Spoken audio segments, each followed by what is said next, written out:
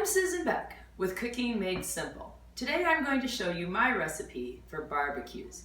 Barbecue sandwiches are something that almost any family enjoys, and deer hunting weekend is upon us. And I always like to have one simple meal that I can just throw in the crock pot or heat up and have ready to go when those hungry hunters arrive in after shooting those big bucks. In our family, the food is the main event. And we spend a lot of time around the table enjoying each other's company and the delicious things that we serve. So into my electric skillet, I just placed 2 pounds of ground beef. I'm also going to put in a pound of ground venison. Now that's completely optional if you want to use venison or not, but you know, it is deer hunting weekend, so I think venison would be an appropriate choice. I'm going to turn my electric skillet to 350 degrees and get this beef broken up a little bit. Also into my venison and ground beef mixture, I am going to add 3/4 cup onion. I happen to have a purple onion left from our garden this summer. That's the only kind I still have left. So doesn't matter, white, yellow, purple, and it goes. This was just one large onion similar to the one that I have sitting here on the table. All right, I'm going to mix that in as well. It's always nice to let that onion cook with the beef. I really like onion when it's cooked, but I'm not a big fan of raw onion, and neither of my kids, so it's always helpful to get that right into the skillet along with whatever meat you are browning up. If you don't have one of these tools, you might consider picking up one of these meat choppers. It's an excellent way to break up hamburger, sausage, venison, pork, whatever you're using, so that you don't have those giant little like meatball sized pieces. We'll let that cook for a bit until everything is brown. As you can see, all of my meat has been browned. There is no pinkness left, and it's ready for the other ingredients. The one thing I do want to take care of though is there's a fair amount of fat on this. Not so much from the venison, but from that ground hamburger. So I'm just going to use a colander and set it in a bowl and let that drain off. As this sits, most of the grease will fall into the larger bowl below. You could rinse it if you really wanted to get rid of all of it. I like a little bit of it left because I think that fat gives it some flavor. Now around here, it seems like most people call these sandwiches barbecues, but I grew up in Northwest Iowa, and these were called taverns, kind of like an inn or a bar, a tavern.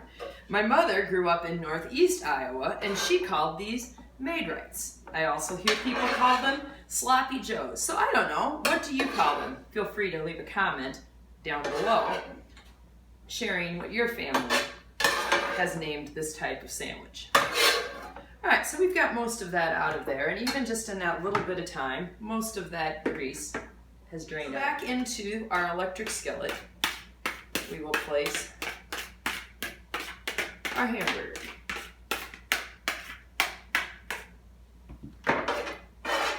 I'm just going to set this down a little lower now.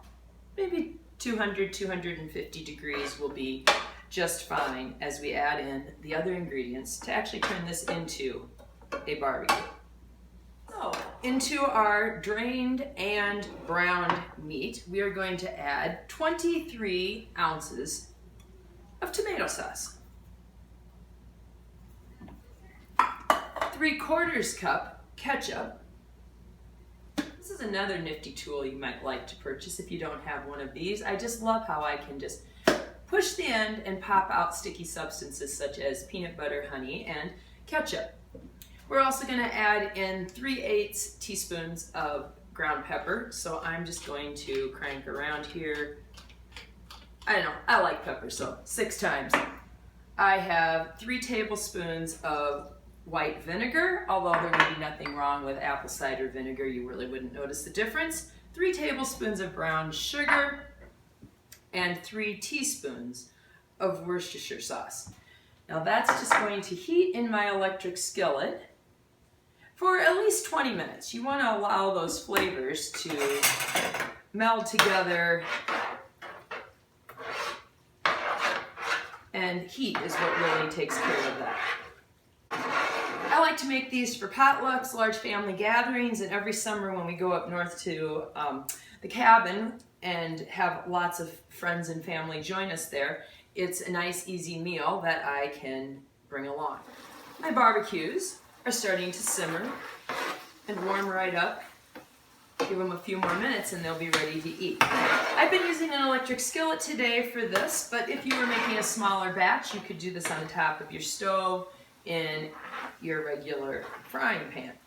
I like the electric skillet because it's kind of all ready to go. I can just put a lid on this, let it sit and simmer, set it down to warm after my 20 minutes, and then when everybody comes in from the woods, they can make up their sandwiches.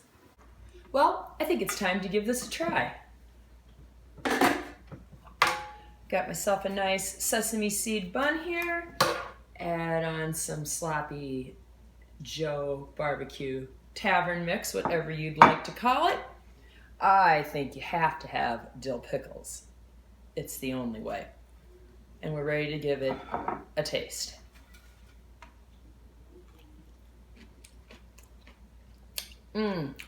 Delicious. And it sure beats that canned stuff you buy at the grocery store. This is Susan Beck with Cooking Made Simple.